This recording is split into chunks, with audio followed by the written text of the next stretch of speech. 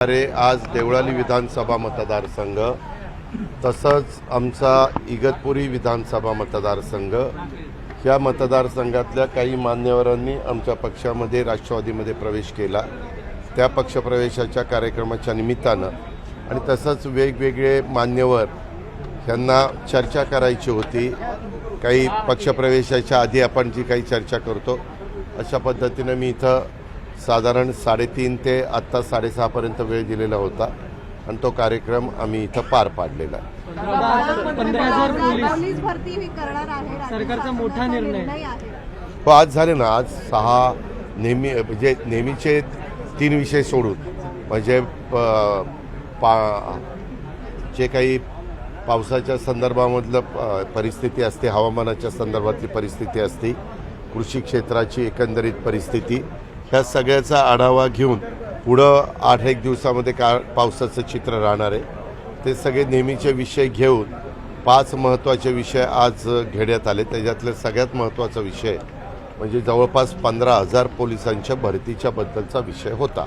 आम्ही तुम्हाला माहिती आहे की मागे अनुकंपा तत्वावरच्या भरतीला मान्यता दिली आणि त्याच्यामध्ये काही गोष्टी, काही नियम हे व्यवस्थितपणे त्याच्यामध्ये केले की कुणावर तिथं अन्याय होऊ नये। तो नियम झाल्यामुळं अनुकंपा तत्वावरची भरती आता आमची सुरू झालेली आहे। परंतु त्याचबरोबर आपले 15,000 पोलिसांची भरती, परवा पुण्यामध्ये मी आणि मुख्यमंत्री एका कार्यक्रमाला एकत्र होतो। पुण्यात पोलीस खात्याचेच काही कार्यक्रम होते, काही पोलीस स्टेशनची भूमिपूजन, एका पोलीस स्टेशनचं उद्घाटन होतं आणि इतर पण काही तिथं वाहनं वगैरे आणलेली होती आणि तिथं CCTV कॅमेरे आपण मोठ्या प्रमाणावर बसवलेले आहेत। कारण ज्यावेळेस मुंबईसारखं, पुण्यासारखं, पिंपरी चिंचवडसारखं, नव्या मुंबईसारखं, ठाण्यासारखं, नाशिकसारखं, छत्रपती संभाजीनगरसारखं, नागपूरसारखं अशी मोठी मोठी शहरं होतात, त्यावेळेस तिथली परिस्थिती नेहमी कायदा सुव्यवस्था चांगली ठेवण्याच्या दृष्टिकोनातनं अनेक ठिकाणी आपल्याला CCTV कॅमेऱ्याची नजर ही काही स्पॉटवर ठेवावी लागती, जेणेकरून कुठेही अन्याय होऊ नये किंवा कुणावरही चुकीचे प्रसंग उद्भवू नये। त्यावेळेस मुख्यमंत्र्यांनी सांगितलेलं होतं की आपण लवकरच जे काही ज्या जागा रिक्त होतात त्या भरण्याचा तर अधिकार आहे, पण ज्यावेळेस नवीन पोलीस स्टेशन निर्माण होतात, नवीन काही आपण सुरू करतो, त्यावेळेस तिथं जुना स्टाफ काढून तिथं डायव्हर्ट करता येत नाही, कारण जुना स्टाफ ज्या त्या ठिकाणी लागतोच। म्हणून आपण नवीनची भरती करतोय, ती ह्या कारणाकरता करतोय कारण काही शहरांचं पॉप्युलेशन फार वाढलेलं आहे। म्हणून पोलीस खात्यावरचा ताण कमी करण्याच्या दृष्टिकोनातून नागरिकांना सोयीचं होण्याच्या करता आपण ही पोलीस भरतीला मान्यता आज दिली आणि ह्या पोलीस भरतीला मान्यता देत असताना त्याच्यामध्ये पुण्याला पण जी काही नवीन पोलीस स्टेशन झाली तोही विषय ह्यालाच धरून घ्या, अशा प्रकारच्या सूचना देखील मुख्यमंत्र्यांनी, मंत्रिमंडळाने संबंधित विभागाला दिलेल्या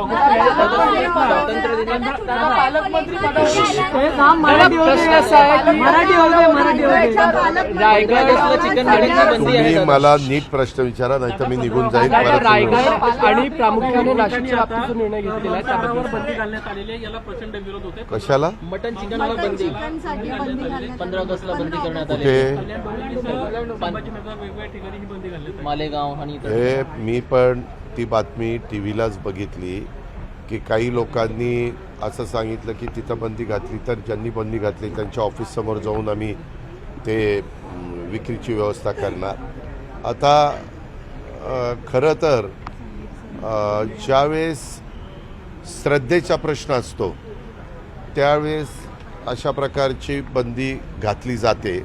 उदाहरणार्थ आषाढी एकादशी असेल, महाशिवरात्र असेल, महावीर जयंती असेल, अशा काही महत्त्वाच्या दिवस असतात त्यावेळेस। आता स्वातंत्र्य दिन हा देशाला स्वातंत्र्य मिळून 78 वर्ष होत आहेत। आपल्या देशामध्ये, आपल्या राज्यामध्ये काही जण शाकाहारी आहेत, काही जण मांसाहारी आहेत। आता तुम्ही जर कोकणात गेला तर कोकणात साधी भाजी करताना पण तिथं सोळे, सुकट, बोंबील असलं काही काही त्याच्यामध्ये घालतात, तो त्यांचा आहार आहे। म्हणजे जरी काही जण त्यांना मांसाहारी म्हणत असले तर तो पिढ्यानपिढ्या, वर्षानुवर्ष जसं समुद्र आणि पृथ्वी अस्तित्वात आली तो त्यांचा आहार आहे। आणि त्याच्यामुळं त्यांचा आहार त्यांना घ्यायला अशी बंदी घालणं बरोबर नाही, उचित नाही. आणि महत्त्वाच्या शहरांच्यामध्ये तर अनेक जाती धर्माची लोकं राहत असतात आणि ही लोकं राहत असताना मी मगाशी जसं सांगितलं, भावनिक मुद्दा असेल तर एक वेळ त्या दिवसापुरती बंदी किंवा आणखीन काही काळापुरती बंदी घातली तर लोक एक्सेप्ट करतात.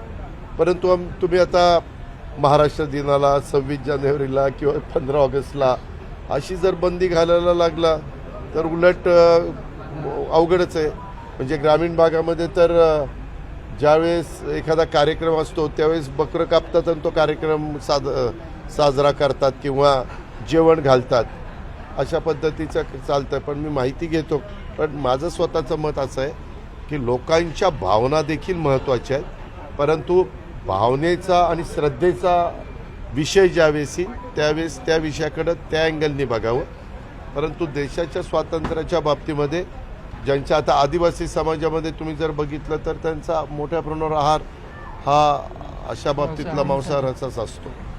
दादा, ज्या पंतप्रधान नरेंद्र मोदींनी साखर कारखान्यांना किंवा कारखान्यांना जीवनदान दिलं, मात्र अभिनंदनांच्या बॅनरमध्ये त्यांचे फोटो नाहीयेत, त्यामुळे अजित पवारांना जनाची नाही तर मनाची लाज वाटली पाहिजे असं राधाकृष्ण विखे पाटील म्हणतायत. कुठल्या अभिनंदन? राधाकृष्ण विखे पाटील यांना एक महत्त्वाचं स्टेटमेंट केलं. असं म्हणणं आहे की साखर कारखानदारीला इथेनॉलला देऊन जीवनदान देण्याचं शेतकऱ्यांना आणि कारखानदारांना जर निर्णय त्यांनी घेतला असेल तर पंतप्रधान अमित शहाने घेतलाय, त्यामुळे किमान त्यांचा अभिनंदनाचा प्रस्ताव तरी कारखान्यांवर व्हायला पाहिजे. पण मग करत नाही मी कशाला करत नाही? आणि त्यामुळं एक मिनिट काहीतरी राधाकृष्ण विखे पाटलांचा गैरसमज झालेला दिसतो. मी कधी पत्रकार मित्रांनो, तुम्हाला माहिती आहे, मी असले अभिनंदन किंवा आता मी एका कारखान्याचा चेअरमन आहे, माळेगाव कारखान्याचा. त्यांनी त्या दिवशी मला सांगितलं की 22 तारखेला तुमचा आणि मुख्यमंत्र्यांचा वाढदिवस आहे, तर आपल्याला आता कारखान्याच्या तर्फे आपल्याला जाहिरातबाजी करायची. म्हटलं अजिबात जाहिरातबाजी करायचे कारण नाही. ज्यांना जाहिरातबाजी करायची असेल ते त्यांच्या खर्चाने करतील. आपण कारखान्यामध्ये शेतकऱ्यांना चांगला भाव, कामगारांना योग्य पद्धतीनं त्यांचं जे काही मानधन असतं ते देण्याचा आपण बांधील आहोत किंवा तोंडणीक वाहतूकवाल्यांना जे काही न्याय द्यायचा त्याला आपण बांधील आहोत असं सांगितलं. मी राधाकृष्ण विखे पाटलांना विचारीन. मी असं कधीच सांगितलेलं नाही. तुम्ही पण मला इतके वर्ष ओळखता. आम्ही कशाला कुणाच्या हे करू. आणि मी स्वतः कबूल करतो ना, इथेनॉलला मोठ्या प्रमाणावर पेट्रोलमध्ये मिक्स करायला परवानगीचं बंधन हे केंद्र सरकारने आणल्यामुळं आणि ज्यूस टू इथेनॉल किंवा सिरप टू इथेनॉल किंवा बी हेवी टू इथेनॉल हे करायला प्रोत्साहन दिल्यामुळं कारखानदारीला त्याच्यामध्ये मदत झाली. त्याच्यामुळं ते सगळं श्रेय देशाचे पंतप्रधान नरेंद्र मोदी साहेब आणि गृहमंत्री सहकार मंत्री अमित शाह साहेबांना जातं. ते मी मान्यच करतो. सर, आमदारांना 10 महिन्यापासून निधी मिळत नाही. कुठेतरी मंत्री भरत गोगावले पुन्हा नाराज झाले. हे काय तुम्हाला खरंच उद्योग नाही काही. भरत गोगावलेंनी स्वतः त्या ठिकाणी सांगितलं आज ते कॅबिनेटला का, आज कॅबिनेटला अनेक मान्यवर जवळपास 7 जण कॅबिनेटला नव्हते. आज पहिल्यांदा 10:30ला कॅबिनेट घेण्यात आली. काही जणांना दिल्लीमध्ये होते, काही जणांना वेगळे कार्यक्रम होते किंवा काम होतं, तिथं त्यांना जाणं क्रमप्राप्त होतं. आणि त्यांनी सांगितलं की आम्ही सगळेजण एकोप्याने महायुतीचं सरकार चालवतोय. युती ह्याबद्दलचा निर्णय मी पुन्हा पत्रकार मित्रांना सांगेन. तुम्ही वेगवेगळ्या लोकांना विचारण्यापेक्षा हा सर्वस्वी अधिकार कुठल्या जिल्ह्याला कोण पालकमंत्री द्यायचं, कुणाला कुठली मंत्रिपदं द्यायची, कुणाला मंत्रिमंडळात घ्यायचं, हा घटनेने, कायद्याने, संविधानाने त्या राज्याच्या मुख्यमंत्र्यांना अधिकार दिलेला आहे. आणि वेळोवेळी राज्याच्या प्रमुखांनी सांगितलं योग्य वेळी आम्ही त्या 2 ठिकाणी कुणाला पालकमंत्री करायचं ते करू, म्हणजे मुख्यमंत्र्यांनी सांगितलं. आणि तोपर्यंत कुठलंही पालकमंत्री नाही म्हणून तिथलं काम आम्ही अडवून देणार नाही. DPCचंही काम चाललेलं आहे, तिथले विकासाची पण कामं चाललेली आहे. मुख्यमंत्र्यांचा 100 दिवसाच्या कार्यक्रमामध्ये आढावा घेतला जातो, त्याच्यात पण वेगवेगळ्या महत्त्वाची प्रकल्पाची कामं चालली. आता दुसऱ्या टप्प्यात 150 दिवसाचा कार्यक्रम दिलेला आहे, त्याच्यामध्ये पण कामं होतील. त्याबद्दल आपण काही काळजी करू नका. सर, राज्यात आमदारांना 10 महिन्यापासून निधी मिळत नाही. 10 महिन्यापासून आमदारांना निधी मिळत नाही असा आरोप संजय गायकवाड यांनी केलेला आहे. तुम्हाला एक माहिती आहे, त्याच्यानंतर आमच्या मंत्रिमंडळातले एक सहकारी परिवहन मंत्री प्रताप सरनाईक साहेब हे शिवसेनेचे आहेत.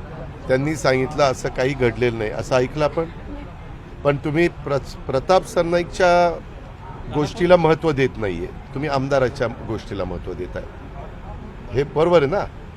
आज हे महायुतीचं सरकार आहे, स्वतः मुख्यमंत्री, दोन्ही उपमुख्यमंत्री आणि सगळ्या मंत्रिमंडळाचं बारकाईनं लक्ष आहे.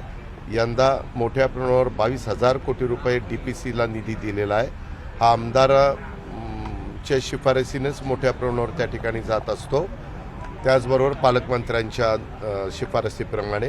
आणि बाकीचे पण आपण जे काही 7,20,00,000 कोटीचा पहिला अर्थसंकल्प सादर केला आणि त्याच्यानंतर जवळपास 57-58 कोटीचा केला. 7.5 लाख कोटीचा अर्थसंकल्प सादर करत असताना आमच्या क्लास 1, क्लास 2, क्लास 3, क्लास 4चे पगार आणि पेन्शन आणि ह्या सगळ्या गोष्टी सोडल्यानंतर बाकीचा निधी तर डेव्हलपमेंटलाच जातो. दादा सवाल दिल्ली से जुड़ा हुआ है. दादा इंडिया ब्लॉक की दादा इंडिया ब्लॉक जरा हिंदू दलित आरक्षण में हिस्सा मांगा है. क्या यूपी में क्या मुस्लिम संगठनों ने हिंदू दलित आरक्षण मांगा है. हिंदू दलित में जो है ये देखो, पहले अभी कास्ट वाइज अभी ये जो देश में जितना भी पॉपुलेशन है उसके बारे में शुरुआत हुई है. एग्जैक्ट अपने को कुछ महीनों के बाद या ये जनगणना पूरी होने के बाद अपने को पता चलेगा कि कौन सा कास्ट कितने हैं, कितने लोग हैं. उसके ऊपर अलग अलग स्टेट अपना अपना डिसीजन लेते हैं. आपने देखा होगा कर्नाटक ने अलग डिसीजन लिया. वैसे तो शेड्यूल ट्राइब, शेड्यूल कास्ट और OBC इसका रिजर्वेशन के बारे में डिसीजन लेता है वो गवर्नमेंट ऑफ इंडिया लेता है. और अगर कोई स्टेट में OBC में कुछ कास्ट डालने का बाकी रहा है तो उसके बारे में भी वो सिफारिश कर देते हैं और उसके बारे में डिसीजन बाद में हो जाता है. अरे रुको ना बाबा, उसको तो जवाब देने दो मुझे. तो इसीलिए अलग अलग स्टेट में अलग अलग लोग रहते हैं, अलग अलग कास्ट के रहते हैं, तो उनको संविधान ने जो अधिकार दिया है डिमांड करने का वैसा डिमांड कर सकते हैं. आखिर डिसीजन लेना है नहीं लेना है वो वहाँ के गवर्नमेंट के ऊपर. दादा कल इंडिया ब्लॉक का एक बड़ा आंदोलन दिल्ली में हुआ. इंडिया ब्लॉक का एक बड़ा आंदोलन दिल्ली में हुआ. वो जिस तरीके से मांग कर रहे हैं कि रिव्यू होना चाहिए, चुनाव आयोग अपनी बात के, चुनाव आयोग कुछ कह नहीं रहा. क्या आप चाहते हैं चुनाव आयोग अपनी इस पे रिव्यू करे? सुनो, चुनाव आयोग को जैसे अपने देश में कुछ संस्थाएं ऐसी है कि उनको पूरा अधिकार दिया है, उसमें आप इंटरफेयर नहीं कर सकते. उसमें से एक है चुनाव आयोग. ये आज नहीं हुआ, सालों से चलता आ रहा है. जब भी अपोजिशन वाले जीत जाते हैं कोई स्टेट तो वो बोलते हैं EVM भी अच्छा है, चुनाव आयोग ने बहुत अच्छी तरह से सब कामकाज देखा है और उन्होंने अच्छा किया. जब बुरी तरह से हार जाते हैं तो चुनाव आयोग के बारे में कुछ ना कुछ उनकी कंप्लेंट शुरू हो जाती है और EVM के बारे में शुरू हो जाती है. EVM ऐसा है, EVM ऐसा है. EVM किसके ज़माने में शुरू हुआ है, तब गवर्नमेंट किसका था, ये आपको भी पता है. लेकिन क्या जांच होनी चाहिए?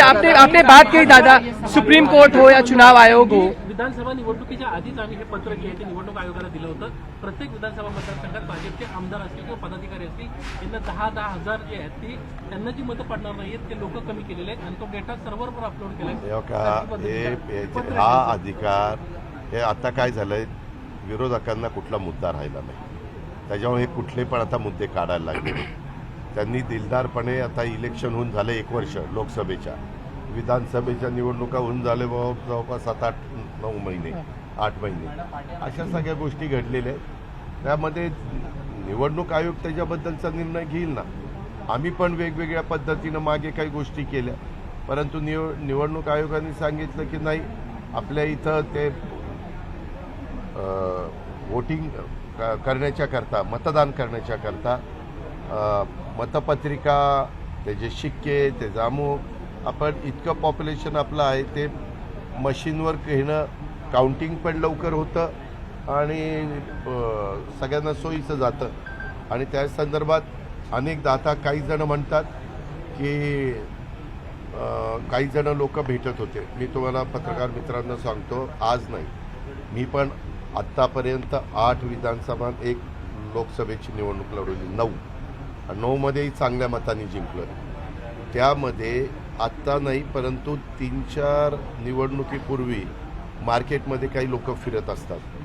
आम्ही असं करतो, आम्ही तसं करतो, तुम्हाला तिथं वोटिंग वाढवून देतो, आणि ते काही करतात. आणि तुम्ही असं करा, तुम्ही एवढे जर खर्च करायला तयार असाल तर आम्ही तुम्हाला निवडून आणून दाखवतो. ही सगळी बकवास आहे, ही सगळी लोकांना फसवण्याचं हे आहे.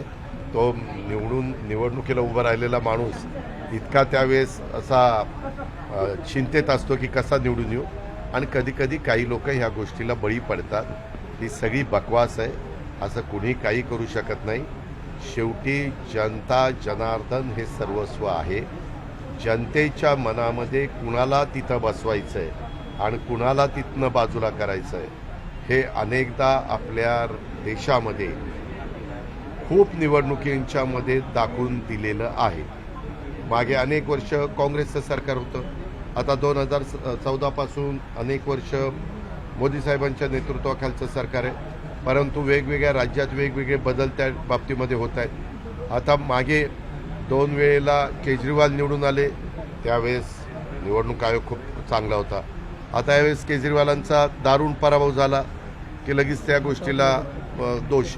मग त्यावेळेस तर तुम्हाला आठवत असेल पत्रकार मित्रांनो, दिल्लीमध्ये केजरीवालांना न भूतो न भविष्यती सक्सेस मिळालेला होता. म्हणजे काय 10 आकडी पण विरोधक राहिलेला नव्हता. या गोष्टीला काही अर्थ नाही. तरी देखील निवडणूक आयोगाला स्वायत्तता दिलेली, निवडणूक आयोग त्या बाबतीमध्ये स्वतःचे निर्णय घ्यायला मजबूत आहे, खंबीर आहे, आणि ते त्याबद्दलचे योग्य ते निर्णय घेतील.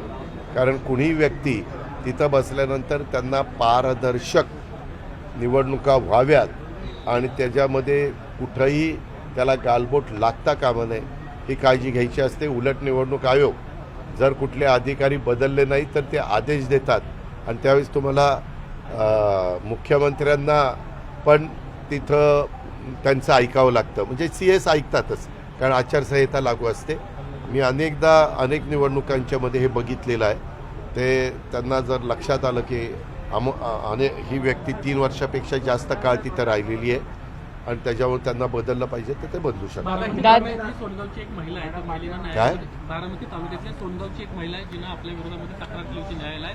कशाबद्दल? जमिनीच्या वादासंदर्भातला हा विषय आहे. कुठल्या जमिनीच्या वादासंदर्भातला आहे. आपल्या 7 जणांच्या चौकशी संदर्भात आता न्यायालयानं आदेश दिलेले आहेत. बारामती न्यायालय सर्वोच्च आहे. उद्याच्याला तू माझ्या विरुद्ध कंप्लेंट केली आणि मी जर दोषी असेल तर चौकशी केली पाहिजे, आणि चौकशी केल्यानंतर आम्ही कोणी जर दोषी नाही निघालो तर तू तक्रार केलेली म्हणून तुला दंड लावला पाहिजे. सवाल ये है, वही सवाल कि जो आरोप लग रहे हैं कि कुछ लोग मार्केट में घूम रहे हैं 160 सीट जो जिता के शरद देंगे, पवार जी ने ऐसा दावा कहा। कर रहे अरे हैं शरद वो पवार। कौन दावा करे उसके बारे में मुझे कुछ ये नहीं करने का. मुझे इतना ही कहना है कि मैं भी पार्टी का काम बहुत सालों से करते आ रहा हूँ. हम भी जब पार्टी में काम करते थे तब चुनाव के वक्त ऐसे कोई मार्केट में मिलते हैं लोग कि हम ये डिसीजन ऐसा करके देंगे वैसा करके देंगे, लेकिन वो सब बकवास है. आखिर वोटर किसका मशीन में ये दबाते हैं, बटन दबाते हैं, उसके ऊपर ही सवाल. आपको ईवीएम का डेमो करके दिखाया कभी किसी ने? नहीं किस बाबा. तरीके से फैब्रिकेट करके विपक्ष लगातार ये सवाल उठा रहा है कि इलेक्शन कमीशन जवाब क्यों नहीं देता है, बीजेपी या महायुति की पार्टियां इसको लेकर जवाब क्यों दे रही है? वोटों की चोरी उन्होंने ज्यादा क्या, मुझे क्या मालूम. दादा विपक्ष मुझे क्या, ये देखो जिनका अधिकार है उन्होंने जवाब देना चाहिए. और डेमोक्रेसी में अलग अलग पार्टियां भी अपना जो भी कहना है वो लोगों के सामने रख सकते हैं या मीडिया के सामने रख सकते हैं. दादा विधानसभा महाराष्ट्र चुनाव के बारे में भी राहुल गांधी हमेशा वोटों की चोरी का आरोप लगाते रहे. अभी भी वो कह रहे हैं वोटों की ये चोरी देखो, बड़े ये पैमाने देखो, पर है. सुनो. अभी बारामती का एग्जाम देखो एग्जाम्पल, बारामती में लोकसभा के चुनाव में हमारे कैंडिडेट को 48,000 वोट कम मिले बारामती में।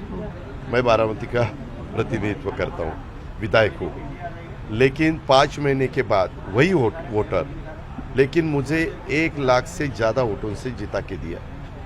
तो तब मैंने भी एक्सेप्ट किया कि 48,000 हमारे कैंडिडेट को कम मिला है, लोगों ने वैसा वोटिंग किया। बाद में मैं 1 लाख से ज़्यादा वोटों से जीत गया है, तो क्या मैंने वहाँ गड़बड़ की, गलत कुछ किया? ऐसा नहीं है। अभी क्या है, कुछ लोगों को सक्सेस नहीं मिल रही है, इसीलिए वो ऐसा है, कुछ ना कुछ कोशिश।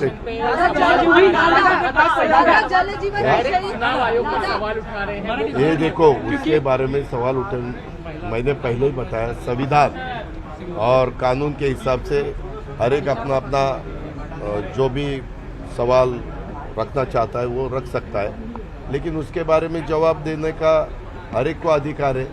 जैसे आप बोलते हैं ये एमएलए ने ऐसा ऐसा पूछा, आपका क्या कहना है? एमएलए ने पता है, गवर्नमेंट का कहना है, वो गवर्नमेंट का कहना मैंने आपके सामने रखा। लेकिन दादा एक एड्रेस पे 100 लोग मिलते हैं, एक एड्रेस पे दादा 100 लोग मिलते हैं, संदेह नहीं अरे पैदा होता? बाबा, वो देखेंगे ना, चुनाव आयोग का अधिकार है, तुम्हारा भी नहीं, मेरा भी नहीं, किसी का भी नहीं। वो सही है या गलत है वो चेक करना चाहिए। गलत है होगा तो उसी हिसाब से उसके बारे में उन्होंने ध्यान देना चाहिए, और सही होगा तो वैसा बताना चाहिए ये सही है।